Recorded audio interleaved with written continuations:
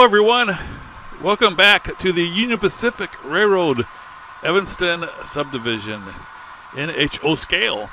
My name is Daryl Kruse, owner, builder, and operator of the layout, and your host for episode 33 of season 2022. It's been 1 year since we began working on this layout. So we are officially beginning the second year of construction on the Union Pacific Railroad Evanston Subdivision. It's been a lot of fun building the layout up to this point. It's been a lot of work, not only building the layout, but also finishing out the basement as I went along. We started with a clean slate, a bare, newly constructed basement, and here's where we stand as we begin the second year. This is all what's been completed in the last year. We have the staging yards, which is where I started construction, and then you have the beginning of the second level. Morgan right there. Down at the end there is Taggart Tunnels and Devil's Slide. This is what it looked like a year ago when we first moved in. Again, it was a brand new, newly constructed basement, 2,200 square feet. Had, of course, a lot of boxes that I was trying to unpack as we moved into the house. And this is what it looked like. Like I said, a clean slate. So a lot has happened in the last year. I did get the TV hooked up just today, this morning. This is the peninsula. That's the Wasatch Grade where the two main lines separate. The original main line and the modern main line. That's the rest of the staging yard. Here's where Evanston is. Here's what this looked like a year ago. Completely bare. And this is what we've done in the last year. Been very happy with the progress. It's been a ton of fun. Lombard Hobbies has been a big part of this last year. As I sold my N-scale stuff throughout the year, I was always able to get some great deals on the HO equipment and supplies that I needed as I constructed the layout this past year. Again, this is the Wasatch Grade. The second level goes above everything except for the peninsula. Did get some scenery done back in February with my very good friend Mark Bridgewater. Looking forward to getting the second level done so I can start doing more scenery work. Last week I mentioned that I was burned out on doing bench work. Decided I wasn't going to do any more for a while, but guess what? I did anyway.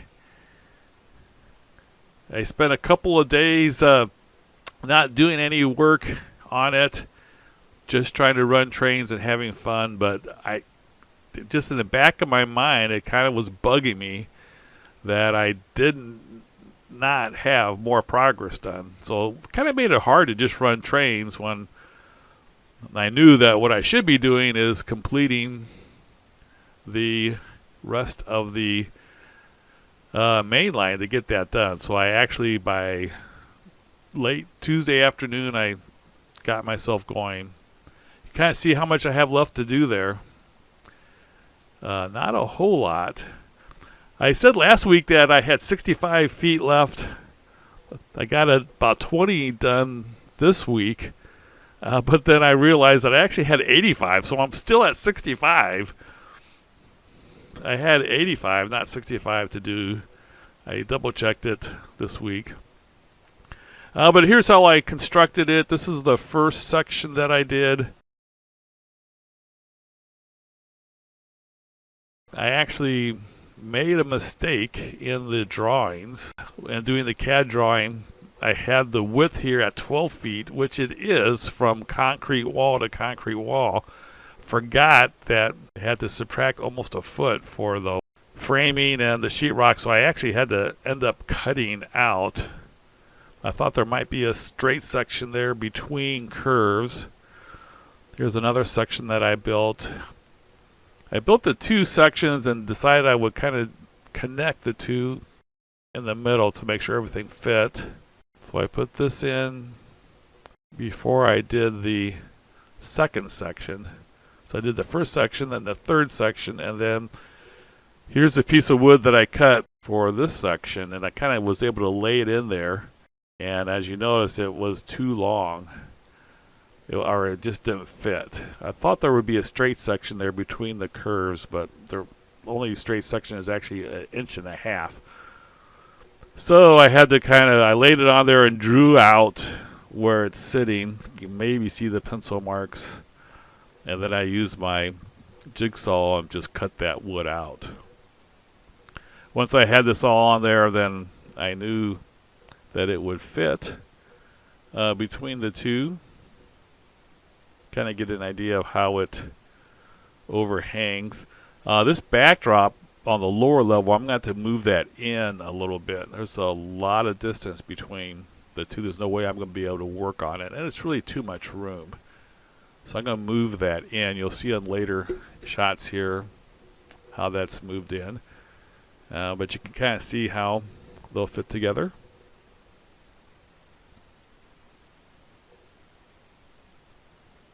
So the track comes really out in the open on the lower level and isn't covered by the upper level very much, as you can see.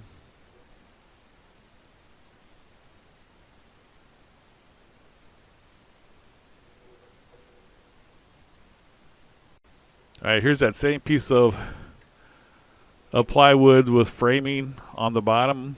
On the straight section, I just did regular box framing. On the curve, I just put in the cross bracing and then used the masonite or hardboard backdrop to give it some rigidity. That's where it's going. This was not easy to do, by the way. I can understand why I'm getting burned out on it. It was difficult. The first section was really hard to put in, and even the second section was hard also. Here you can see where it fit in the section where I cut it out. Once I had it in, then I put in the fascia on the front. It's 3 inches wide, so that gives it even more rigidity. So you can kind of see how it all fits together. This view right here is pretty awesome when the train comes down, which you'll see towards the end of the video. Here you can see how much separation there is. As I'm standing here, you can still see the top of the building. Not going to be much scenery here at the cement plant there, the Wholesome Cement. But you can kind of see how it all fits together. Once I had that on down, then I put some roll bed in, did that Saturday morning. I was only scheduled on my work schedule to do the bench work, but I thought, man, I got to get at least some trains running this week. So I did put in the roll bed, and I did get one section of track installed also, so I could at least run one train onto it. This is a Midwest cork, and that 2 1/8 inch track separation, which is what the prototype is. So you can kind of see how it all ties together. This is what it looks like without the lights on, by the way, underneath the first level. So there is quite a shadow created. If I have the power turned on to the layout, then the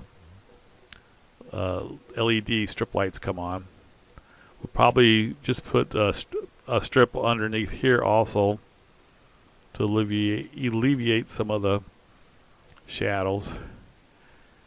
I'm also going to have to redo the lighting under here. The spotlights just don't work very well, so I'm going to have to do something different there as well. But it all came together pretty good. The track separation at the end here is about 16 inches. So what my goal is, as it goes from here down to the end of this section, I'm going to have it get the track separation. The lower level goes down about 3 inches, 2.5, 3 inches. I'm only going to have the upper level go down maybe an inch or so, but I'm going to try to have at the end of that section is going to be a track separation of 17 inches. So from there to here, by the time I get here, it's going to be a track separation of 17 inches. Right here, it's at 49.5, which will put it at this point at 66.5. So it'll be right there, which is right about my bottom lip.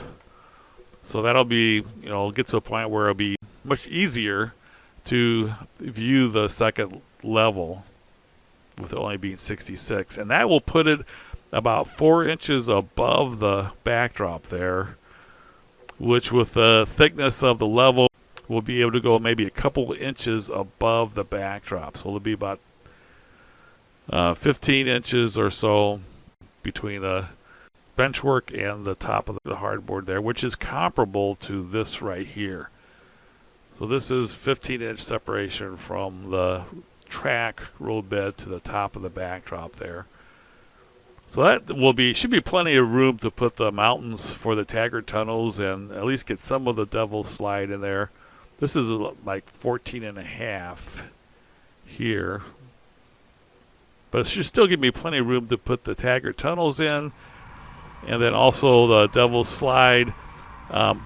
Not going to be able to see too much of Devil's Slide because I'm going to have the interstate in there.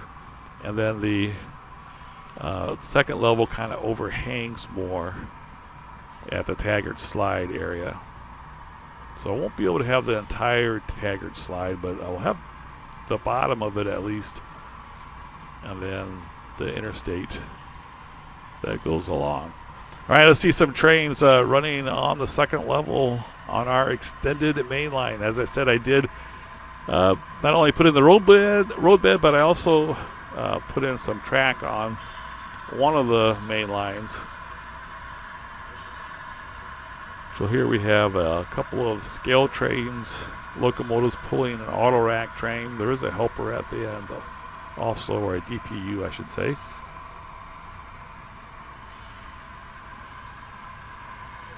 This is where the Westvaco Trona Plant is going to be, with a 2-track siding and 3-track spurs.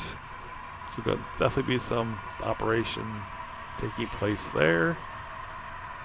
That's kind of what will be the viewpoint when you're standing on a step stool or platform. And here we are now on new trackage, about 19 feet of additional track.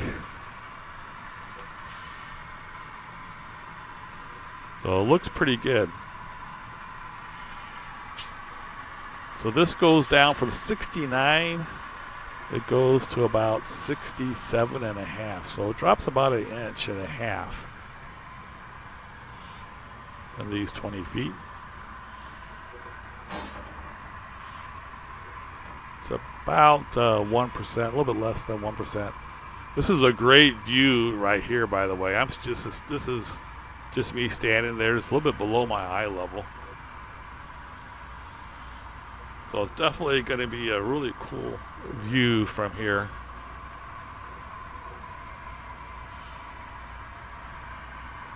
And then from here it will go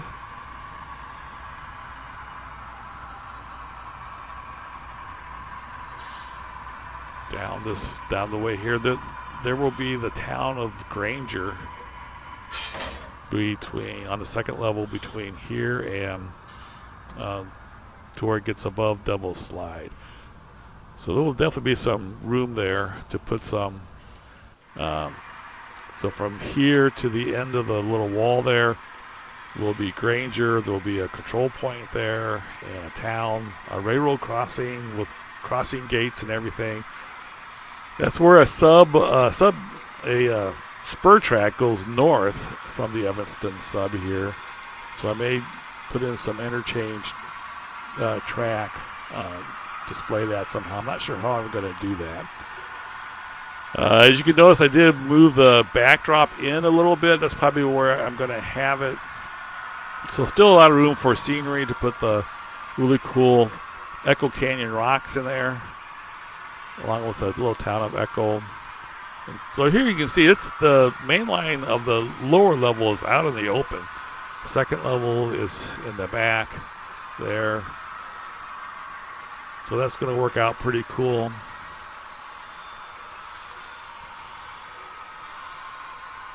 And then right about here, it goes back underneath the second level. And as you can see, I do have the lights turned on. When you're looking at the trains, you really can't tell any kind of shadow from the upper level. It's really, the strip lighting really does pretty good. I have 2 rows of strip lighting here. So it lights it up very well. When I go around the curve there, since there's not that much overhang, I'll probably just have one strip of LED strip lights. And then maybe go back to 2 when we get to Granger, where it's a little bit wider again. There we have 2 trains meeting underneath, so you can kind of see how the lower level will look with the second level in place. I'm really happy with this. I think the upper level does not distract at all. I think it looks pretty cool. I think when you're operating trains, you'll be focused on your train, watching it. You won't even be that aware of the second level being there. So I think this is working out really well. Very happy with the way the second level's working. This is my first experience with second level, so I did some reading about it. I know Callenbeck has some books on second levels. So I've been kind of following that and just doing a lot of my own thing. I think the way I'm approaching the second level is different than a lot of other people or other layouts approach. So I've been trying to learn as much as I can, but then also doing some new things and some things differently than in the way that I wanted it to be.